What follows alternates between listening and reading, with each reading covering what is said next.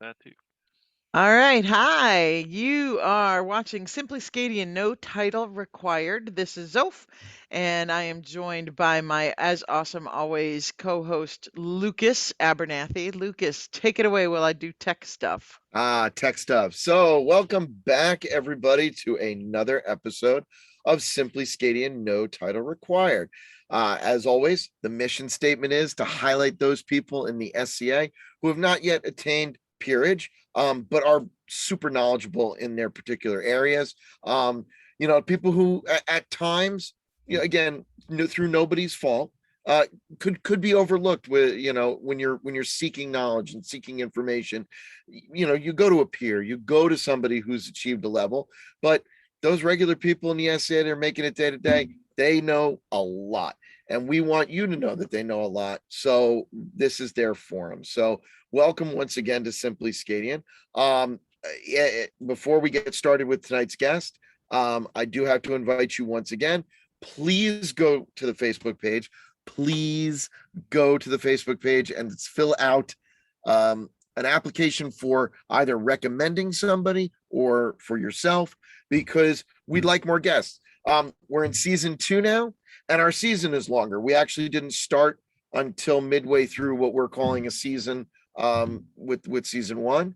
So we have more shows. So we'd like more guests, more interesting people like tonight's guest. So welcome Randall Clark to the show. Randall joined the SCA way back in 2000 in the Shire of Stricken Wood in the Constellation region of the Mid-Realm. After attending night meetings and getting into, I think a lot of us have this as our gateway, leather crafting, heraldry, things like that. He began attending events, and a little blurry on the details whether dance found him before or after that first event, but we're going to talk about dance tonight because that seems to be Randall's passion. He's bounced around a lot of different places, and we're really looking forward to hearing that. He works with choruses. He's done Commedia. I mean, a real look at the vest. Look at the doublet. A real Renaissance man. So, welcome to the show, Randall. How are you tonight? Thank you. Thank you very much for having me. Doing pretty well this evening. And how are you? We're doing great. So I'll throw out the first question. Our typical first question is give us a little bit. How did you find the SCA? Right. So I knew about the SCA for quite some time.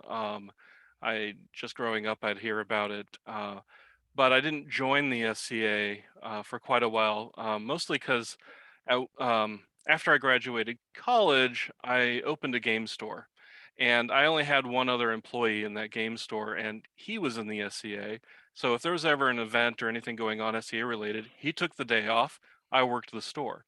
So after I got some more employees and he moved on to other things, then I had time to investigate the SCA and see what it had to offer me. And so at that time, I linked up with the local group and started attending their meetings. So what was that first experience like? You walked through the door. What kind of, was it just a local meeting? Was it a small event? Like what did it look like? Yeah, it's just the local meeting in the library, going in, seeing strangers, and just sort of hanging out and seeing what it was that they were up to. Sort of probably a business meeting of sorts, but also the way that they were doing meetings at that time, there was always an activity of some sort associated with it, something that somebody wanted to share. I don't know what it was about that particular meeting, but regardless, I started coming back and yeah, we had one meeting where we made sheaths for knives, and we had another meeting where we discussed heraldry, and um, I'm sure that there were plenty of other meetings that I'm not quite remembering, but there was certainly a meeting where we had somebody come down from the barony in Indianapolis, um, uh, whose name I can't quite recall at the moment, but Laura Coutinho, Sophia the Orange was our dance instructor um, that came down and provided some dance instruction for us. And whether that was my first exposure to dance or whether I'd gone to an event already or not, it didn't really matter. I wanted to find more of it. And there was dance practice over an hour away in Bloomington, Indiana, the in Minnesota, which I think is also a shire. But at any rate, that's where I headed off to pretty regularly shortly thereafter, every week, and learned quite a bit about the dance from them. Cool. All right, I'm Hold gonna on a say minute. this. Wait a minute. So the Barony in Indianapolis is Sternfeld. Yes, yes. I knew it started with an S, but I Yeah, can't. no, I forgot. It completely escaped my brain, so I had to look it up really quick because I will get beat by my mid-realm friends if I don't remember. Go ahead, Lucas. So let's define dance. Because it's, I mean, it's obviously it's a very, very broad term, especially when we're considering, you know, the centuries worth of dance and whatnot. So dance, as far as you categorize it, what kind of dance do you do? What period is it from? Like all you know, share that experience. Certainly. I mean, at this point, I do most of the dances that are available in the SCA. And so we are definitely talking um, uh, early period. Well, sorry. For a dance, early period is 1400s and into the 1500s and some of the 1600s as well. We're talking French, orchesography, Italian, by various different masters, and the English country dance that we have documented from the later period, but we know they were certainly dancing to these tunes. They're mentioned in Shakespeare, even though they weren't necessarily written down for us to be able to, um, reconstruct until halfway through the 1600s. So we do a lot from Playford if we talk English country dance. And certainly starting out, the brawls from orchesography and the English country dances are the ones that are generally taught. And eventually you branch into the Italians and, I don't know, Burgundians and all sorts of stuff. So. Wait, okay, so side note for people who are not into dance, when we say brawl, it's actually spelled Bransle. So it looks like Bransel, but it's actually pronounced brawl. Okay, go ahead. Were And you into brawls are dance? circle When dances and line dances and the like. So, were sorry, you go ahead. were you into dance in mundane life, or was that something like, were you interested in that, like maybe not in practice but in theory prior, or was it something you completely experienced walking through the door in the SCI? So growing up, occasionally we would have folk dances at my church where I was growing up. Um, Sometimes it would be part of the service, sometimes it would be afterwards. So doing circle dances and other folk dances is certainly something that I had enjoyed, and was happy to be able to do more of it. And from finding the SCA dance, I also found contra dance and did that for quite some time. And then when I went and got a second degree, I also took a few classes in ballroom dance just to see what they're doing with that and experiment around a little bit with that. Every man should learn how to ballroom dance in my mind. And woman. So. Agreed. Yeah, no, absolutely. Uh, I'll get on that. I'll You start learning. should. In all your free time, Lucas, you should Yeah, next learn how to I ballroom dance. tap. I I don't know if mean, Do that's you this I tap. Yeah, I tap somewhat. too. Yeah, well, I mean, certainly all actors should, and certainly, there's certain plenty of opportunities in today's society where it's expected that there will be some dancing involved, and it's important to be able to draw on that. So. So, where do you stand? Are you a hardliner? Like, what is the dance that we always used to do? Is it no, not black nag, that's period. Like Kurabushka. Is Kurabushka a dance? And like everybody was like, no, that's not period. Don't do it. Are So you what? are you a hardliner? So when we first started doing dance, I certainly learned Korobushka. I certainly learned Road to the Isles, Yes. and we would go over to the event Crystal Ball over in St. Louis, West St. Louis, um, and I certainly enjoy doing those dances very much. I don't really object to them. We don't really have anything documented from Russia It's sort of the closest thing if you're talking Korobushka or Koanosuka or whatever. Um, yes, it's not documented to period.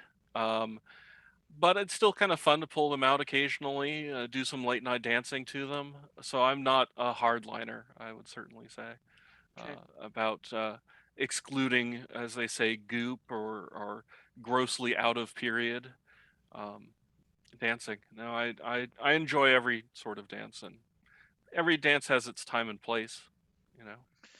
So, can you tell us a little bit, for those of us remember when we used to dance in the barn at Pensick, and now there's an actual dance tent. What is an average evening like in the dance tent at Pensick? Okay, well, now this is a challenging question for me to Oh, answer because you've never been, have you? because I have been to Penzic for half a week once, and I've been to the Pretensic, We which call it is the event not, that shall not be Not be named. named. that is fair. As far as what Penzic does, I don't really know, but I've been to many dance events, Oh. Crystal Ball, Terpsichore at the Tower, and Known World Dance and Music Symposiums that an evening ball at one of those will often have a set list of dances, so you know what to prepare for, and you can pull up your notes ahead of time just before the dance, or you can sit out one dance and look at your notes for the next dance. And you can also coordinate. I mean, oftentimes uh, these dance events will have a dance card, and you can pre-arrange to do dances with certain partners. Um, and so you can make sure that you're ready to dance with that partner for the dance that's coming up. Um, Certainly early on, I was sitting out maybe half of the dances. These days, there are only a few that I will sit out just because I don't recognize them, or I haven't done it in a long time and I just not certain. But most of the dances I can do. Um, Certainly if they do a walkthrough ahead of time. So. So, do you teach dance, or are you at a point where you're just dancing dance? So I have taught dance. So early on at Minitsarin, um, the longer you were there, the more likely they would encourage you to teach some of the earlier dances. And my first event that I taught dance at was a cloved orange ball in Indianapolis, and I think I taught the Carolingian pavane, a very simple, very straightforward dance, but it's to get people doing teaching as well and sharing that knowledge. Um, and Carolingian, a little weird because the music for it doesn't emphasize the beat terribly well. I don't know if I taught it particularly well, but I did teach it, and people seem to enjoy it. I may have taught another class then. I don't quite recall it exactly. But those cloved orange events were always fun. Um, and then when we would do demos at Strickenwood, I could also teach. I remember going down to an elementary school where they were doing a medieval days, and the different classes would come into the gymnasium, and I would teach some dance. And one of the more amusing stories is when they bring in the kindergartners or the first graders, they don't know left and right at Mm. all. And so when I'm teaching the brawls, instead of doing left and right with them, I do into the circle and out of the circle because that's something they can understand. But left and right is beyond them. So All at right, any rate, so we should have educational moment. Cloved orange is something that used to be done in the SCA. It is frowned upon now because of comfortable levels that people have with those things where you would put cloves in an orange and then hand them to another person, and they would get to choose how you would like to kiss them by how they pulled out the clove. If I pulled it out with my hand, then you just kissed the hand. I can't remember what the cheek was, or if you pulled it out with your teeth and you wanted a full-on mouth kiss. And it was abused by some predators that used to be in the SCA. And So we while no that, longer do cloved oranges. yeah, while that was available at that event, it was just the name of the event was the Cloved Orange Ball. And partly, I think it's because Sophia the Orange was one of the organizers of the ball, and she loves orange, and it was a nice title. I don't know. Have You to know, ask her Sophie and I sometime. used to get confused for each other all the time because I'm Zoph and she's Sophie. I actually got half of an SCA award for her work. They gave me an award for creating the known world players and working in theater in the SCA and for Musica Subterranea, which was not me. That was the music troupe that Sophie helped found, musicians that Hmm. play at balls all over the known world. So, yeah, Sophie's a good friend. She's a good person. Yeah. And Um, yeah, the Music Subterranea, of course, does a lot of dance music, and I've also become good friends with many of them. One of which also helped start a singing group that I eventually became part of, the Cruces which Chorus. was the next question I That's wanted to where I was ask going. about. Yeah. So, you are a multi-talented person. We know that you are a dancer, you are also an actor. We'll get into that. And you're also a singer. Tell us about that. Yeah, so the Cruces Chorus was formed by a bunch of people in the southern constellation region of the Mid Realm, hence the name Cruces Chorus. We drew on the Southern Cross constellation, and there were five of us. I think we had uh, two altos. No, sorry, one alto, one soprano, one tenor, one bass, and I was a baritone. So sometimes I'd be doing the tenor part, and sometimes I'd be doing the bass part. And most of the time, it'd be a combination of the two, just because my voice was halfway between the two of them, and I couldn't hit the low notes or the high notes. But and we went to events, and we would perform at feasts. We would perform as part of entertainments before Commedia plays. Um, and generally, we had a good time doing that. We would also go caroling. The but at any rate, because it was formed across the region, we didn't make every event, of course, but it was a good time.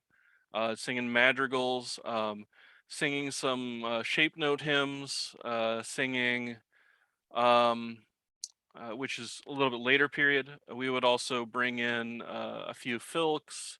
We would bring in the Who's Christmas song, Fa Ho Fore, whatever. Um, and I don't know, we just have a good time with it. So SCA, it's not always entirely reenactment. It's more recreation than recreation, as I like to say. But Nice. So, do you still sing? um, I certainly enjoy singing. I did a little bit of singing. Um, uh, I I don't have a local group at the moment that I sing with, but I certainly do enjoy singing, and I'm certainly with the choir at my church. But um, things may change once COVID ends, eh, and we can get back to singing in person. That would be I'm great. not really a soloist. I much prefer to be part of a group singing. Um, and I can hold my own part, but I really want to be part of a group. Uh, so I don't tend to inhabit the bardic circles. So You know that's me. that you can tell stories and do monologues at Bardic circles too. You could, but oftentimes bardic circles are also at the same time as dancing, and I will Yes, we know often be you'd prefer to dance. dancing. That's okay. Everybody has a priority. All right, Yeah. Lucas is like dying to ask a Well, no, question. I'm just, stuff I write, me, I write things down. So it a nice lead in. You said your current location doesn't really have a Sure. group and whatnot. So kind of take our listeners like on the journey, because you start we've talked about where you're starting, but that's not where you are now, and you've been a few places in between. So just kind of take us through it. Certainly. Right, started in Terre Haute, Indiana, Shire Strickenwood. It doesn't exist anymore, but I moved to Bloomington, Indiana, Mid-Sarin.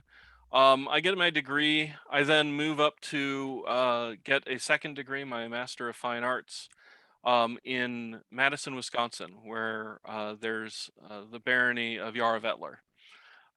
There, I'm able to meet up with some more singers, and with a small but dedicated dancing group where because we're small, we work on reconstructing some of the smaller dances, um, and have a good time doing that. But eventually, I get my degree. I have to move away to go to get a job, uh, and my job takes me to the DC area.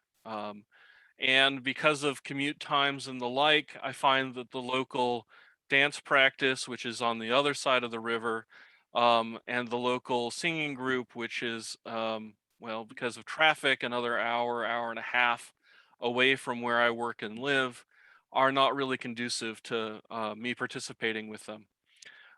So I kind of back burner it for a little bit. New job, very busy with it. It's in the theater. There's lots of deadlines and schedules. Um, so eventually 10 years goes by and I um, realize I need to do something else. Recently had broken up with my girlfriend, my fiance, because she needed to move back west, but I wanted to stay around my friends. Um, and so I started um, thinking about going back doing SCA stuff. I go to the Baltimore Known World Dance and Music Symposium and realize that I really need to get back into dancing. That there's just quite a bit of joy that comes from that. So I meet up with the local group here, the Barony of Ponte Alto, and propose doing some dance classes. I teach at some of their picnics and then eventually arrange for a time at my local church to do it on a weekly basis. Um, and so I teach dance for several years. Um, and I teach at the Known World Dance Symposium. I teach at the Atlanta universities. And I meet lots of wonderful people in the dance community and in the broader community here in Atlanta. And I've been having a good time doing that. So, when we talk about your art, the art of dance, the biggest question I've always had, and it's really funny because former Laurel, he's left the SCA now, was a dance Laurel. And I never asked him this, so I'm going to ask you this. When we talk about reconstructing dances, what's that process like? What do you base it on paintings? How do you figure out how they danced to dance back then? Well, so that's a great question.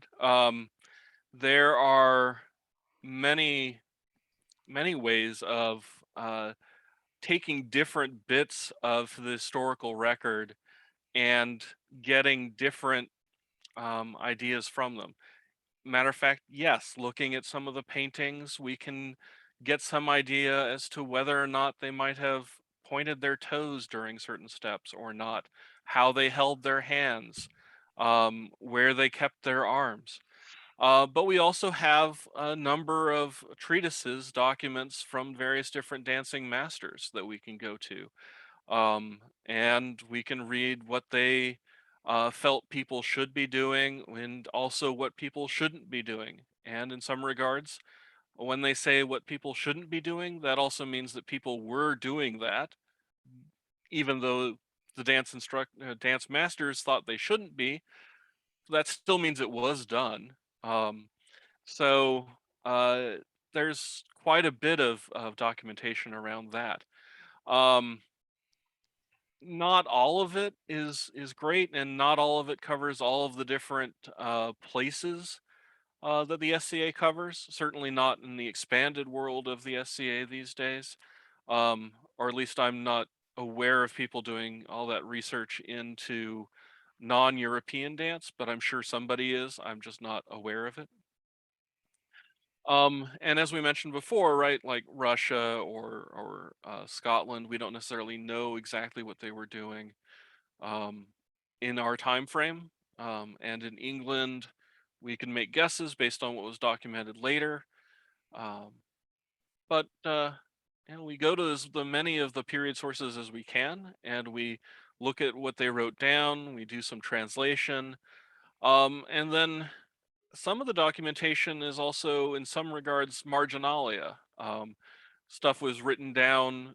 They had a book handy. They wrote down their little notes for what they were going to either write up later or just to have their notes for later in the evening or later in the week, later in the month, whatever. And we look at some of those, and sometimes it says that we should take 3 steps. Well, is 3 steps a left, right, left, or is it a left and then a right and then a left? Sometimes it's a little hard to say, you know? So I have two more questions. Lucas is chomping at the bit there. I'm No, no, jumping ahead of no, you, do bro. your thing. Bam. Um, so are there ever, so how do you resolve disagreements? If you say, no, I really think they went left, right, left, and someone else says, no, I think they went forward, back, forward, how do you back it up? How do you resolve this disagreement, or does everybody just agree to disagree with that kind of stuff? So there are some dances that there is certainly disagreement, and because not every dance has a tune that's documented available to it, there's also disagreements on what tune you should use, or even people have created their own tunes, and the people that have reconstructed it one way will insist on one tune with one set of repetitions to different parts, and people who've reconstructed it another way will insist on a different tune or just a different way of playing the repetitions. And so you do have to ask sometimes, all right, who's running this ball? Who's teaching this class? Who's being the dance master at the moment? And go with what they're doing. Or if you're having a scholarly discussion about it, you can bring up your interpretation of stuff and how, because of what was written in one place versus another, maybe we should do this instead of that. um, but at the same time, we don't step on each other in the class. If it's a class about learning this, learn how they've reconstructed it, do it the way they have, walk it through, and then maybe later ask some questions and see if there's some common ground or other interpretations. Gotcha. I like that. So the second question I have is, you talk about dance masters, and this I've heard about dance masters. What the heck's a dance master in period? Uh, well, so I mean, we have the people who wrote books, treatises on dance, and so they would be considered dance masters, whether it's Playford in England or Domenico Guglielmo. I'm going to forget several people: Caruso, um, Arbo. I'm going to forget lots of people, but That's fine. um, at any rate. Um, so that's one interpretation of a dance master. But also, whoever's running the ball, you might consider to be a dance master, or whoever's teaching a particular dance could be considered the dance master for that class. So, at least Have in you my interpretation, have you had the chance to be a dance master yourself? I have Of run running a balls. ball. You have run balls? How I have run balls cool. Awesome. And for that's got to local be hard events. to work Yeah, with the musicians and the dancers and to get everybody on board. That's got to be a very difficult task. I mean it can be. Uh, It is possible, certainly, to butt heads with the band manager or the leader of the band. Um, but fortunately, I haven't really had that challenge. Whether it's because the band was small or because the leader of the band knew that the musicians are supporting the dance, and so need to play it in a way that the dancers can dance it. However, the dance master is teaching that dance. And I've only done small events myself. And I also have a boombox to fall back on, a sound system if necessary. Several times when I've been leading dance, particularly in dance classes, but sometimes at balls, you'll do a couple sets with live musicians, and then you might do some sets going back to recorded music so you can dance into the night. I love it. All right, Lucas, I've hogged Randall enough. I'll let you ask questions It now. was about reconstruction, so we're talking about we're in the same circles. So you've done reconstruction. What have you like? What give me one that you've like focused on that you're proud of, or that you really liked, or that you learned something interesting from? Oh gosh. So the small group up in Yarra Vettler that was doing dance, we would look at the Italian dance notes, and what do we do? We were also okay. So we looked at some of the more recent documentation for wow, it's been a while. Okay, so a name is not coming to me at the moment, and I apologize for that. What do we so we did a 3-person Italian dance that we worked on and got up to speed, and then we did some out of it's the wrong manuscript that's coming to mind, and I can't say the wrong one, but I need to think of the right one, and I'm sorry, I just can't. That's okay. Um, What country? Can you tell us what country?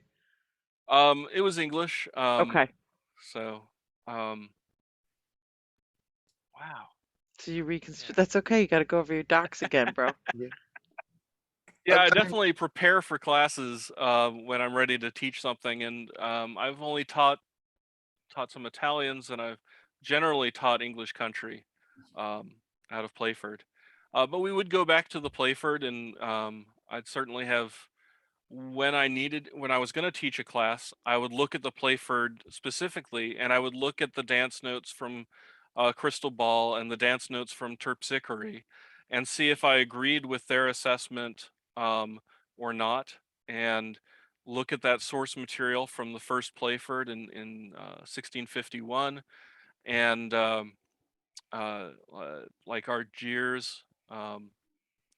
And see if I could find a way that made it make sense, or just recall back to when I was first taught it and see if I still agreed with the way that that was taught at the time. So I don't know. So if I wanted to get into dancing in the SCA, what would I do? Where would I start?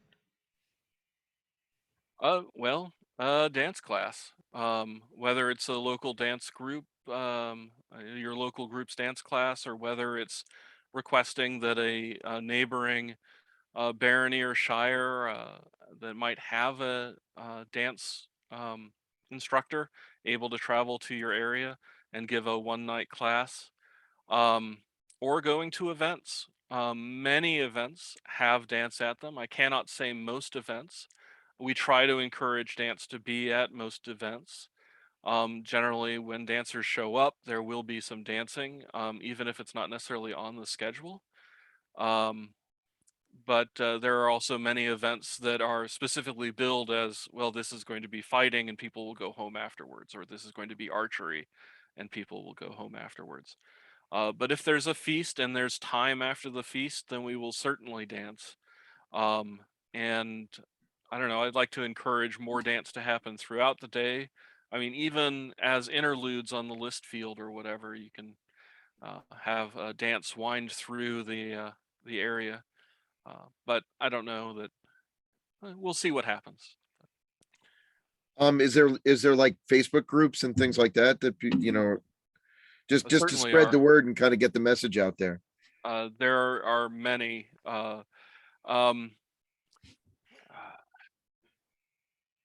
Do I Just know Google them it. off the top of my Go head? on Yeah, just Facebook and put Google in it. SCA dance and see Yeah. what comes up, and you'll find stuff, and Absolutely. you'll find. All right, so we have beaten the dance stuff pretty hard, but there's more. I have one more dance Oh, question. I all just right. have one more You're dance. totally blowing my segue, but go ahead. I know, but we've talked through all this different types. What is your in personal like I'm having a favorite period or a favorite, whatever is probably like saying which child do you like best.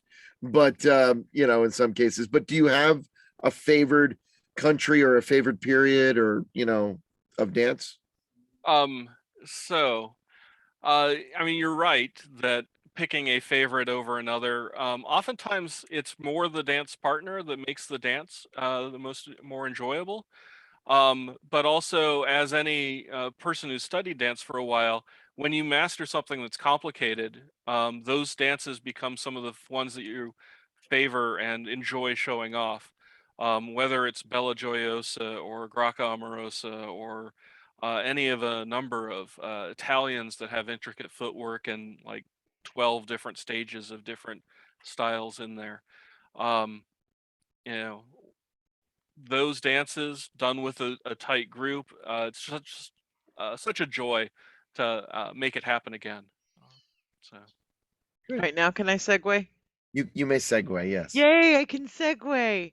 So what?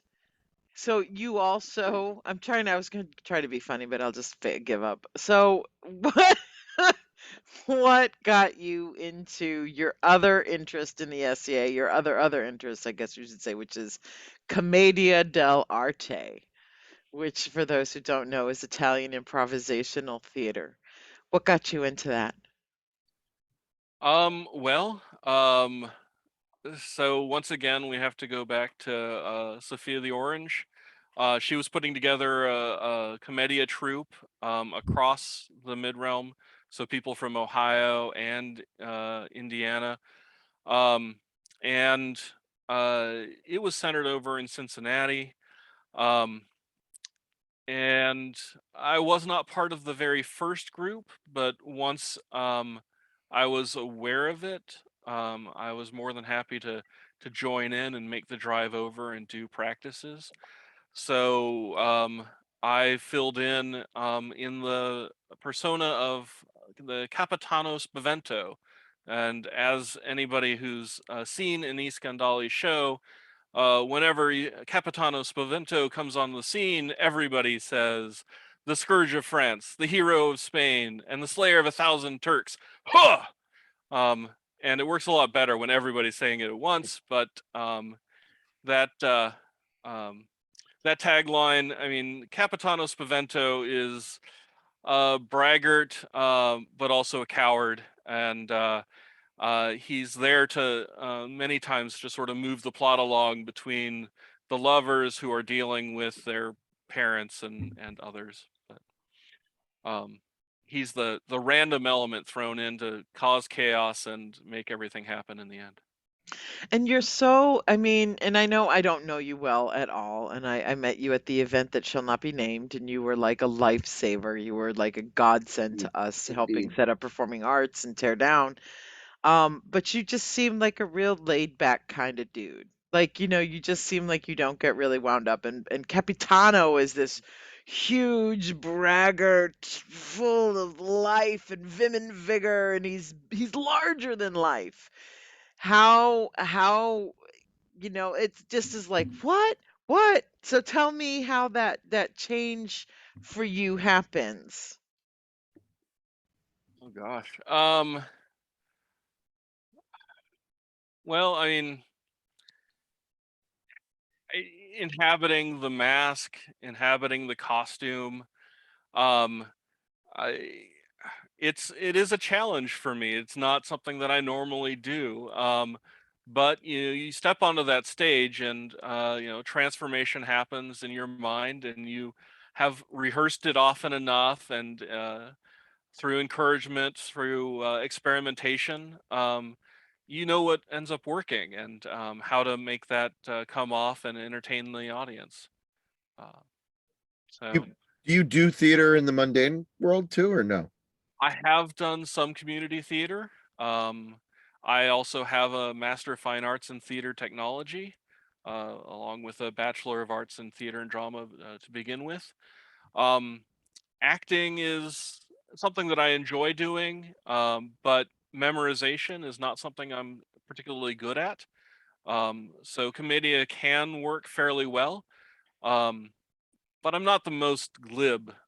So I like making sure that I know sort of what areas to spin into and keep myself to the more bit parts.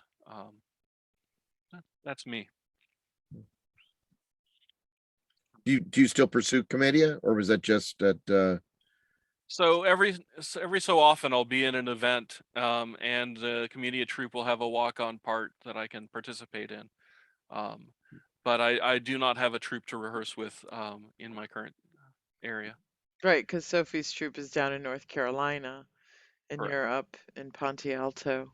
What's that like for you? What's it like as a SCAdian living in the middle of the capital of the United States of America? Like what I don't know what I'm trying to ask, but I think you kind of can get what I'm trying to ask. Like, what's the SCA like in this political hotbed world that you're in? And I asked that because one of my apprentices, Lucia, lives there, and when we talk, she's telling us like, about the adventures she has in the city, for example, and how did they tie in when you're reenacting life from 1,000 years ago, and here you're living somewhere that's been the center of a country for X number of 100 years. Hmm. Um, yeah, I don't find it all that different, actually, than participating in the SCA in the Midwest or the Upper Midwest. Um, I it's an escape from the world, and whether that world was when I was running a game store, or whether that world was when I was, um, you know, taking classes at a university, or now it's an escape from my mundane job where I work with computers all the time. It's still an escape, um, and it's a social club with medieval theme.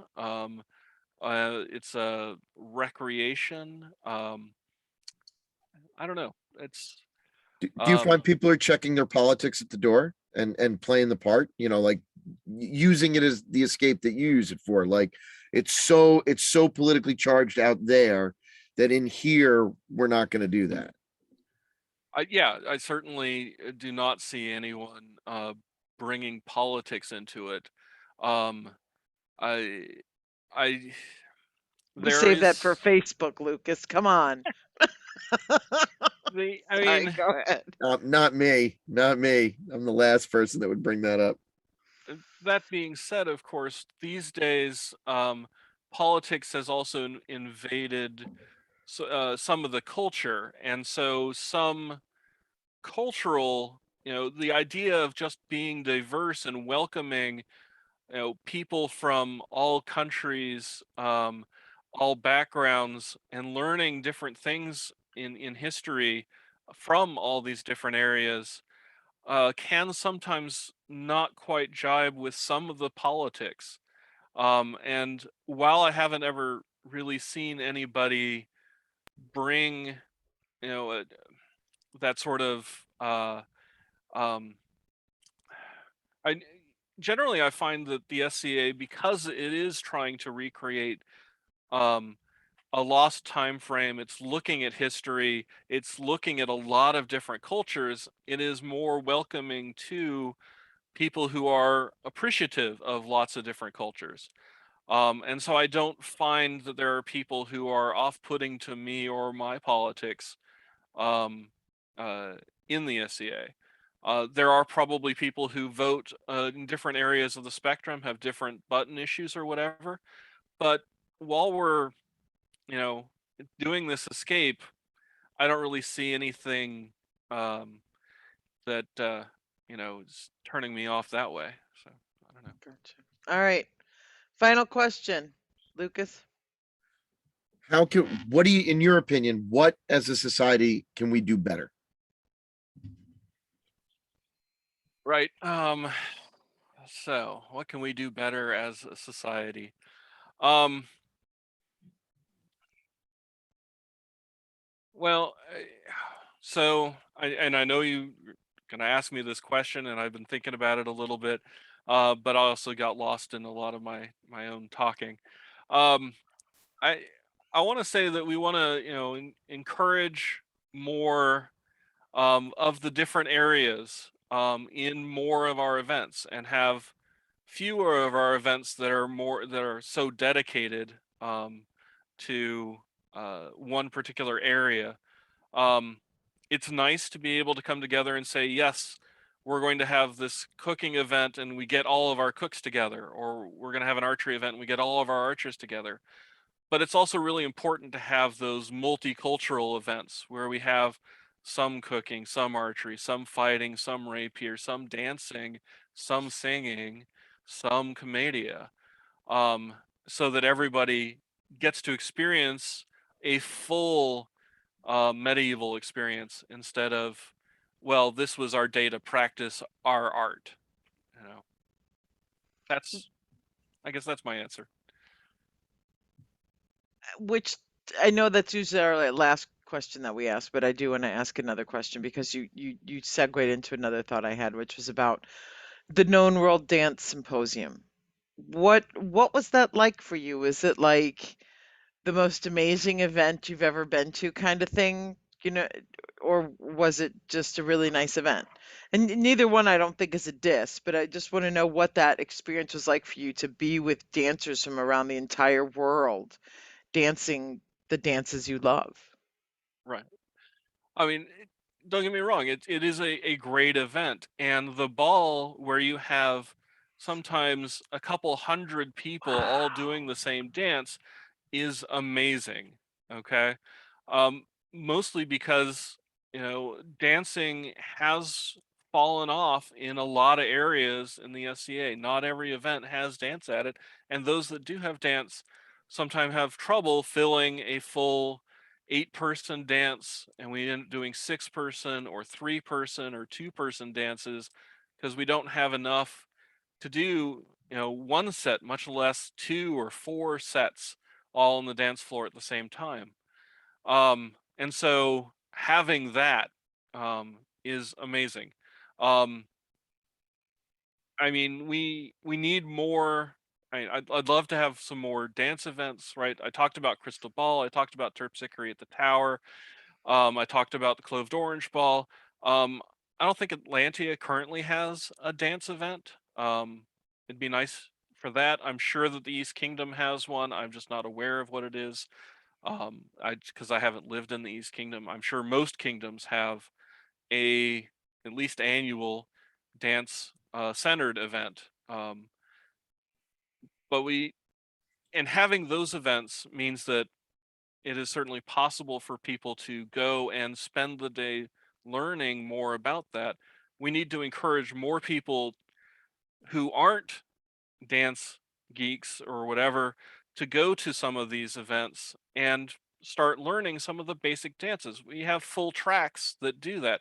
Now, Atlantia, with their university, is really good about allowing people to dabble and get in and learn a class or two of dancing so that they're prepared when we have a ball at their 12th night or whatever. But um, yeah, um, it's I, I think I guess I've now forgotten the question. I've rambled on, but Which you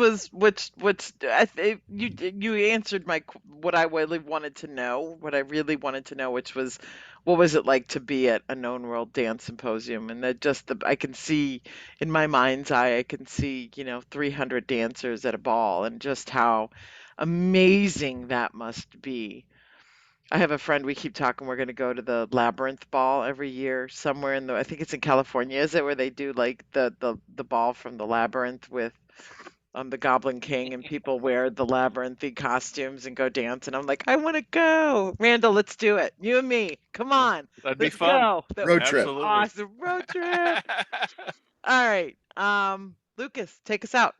All right. Well, Randall, I want to personally thank you on behalf of both of us. This was wonderful. I as the resident newbie in the show, and I sit here sometimes and I get lost just listening, especially when it's about those things that are a little bit off of the traditional path. I mean, again, we love our fighters, our rapier, our whatnot. We love those people.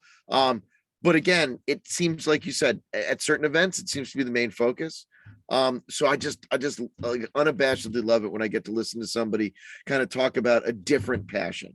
And it's just so cool. So thank you so much, Randall, Well, thank you very much for for being with having me. us. Yeah, absolutely.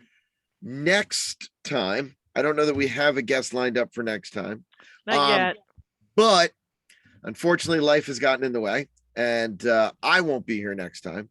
But you're going to have one of our lovely filler co-hosts. Delicia is coming back, Delicia's baby. back, yes. So friend of the show. So she'll be back next week. Yeah, I mean my 2 duties weeks. is 2 weeks. in my Don't say next week. 2 weeks. 2 weeks. Sorry.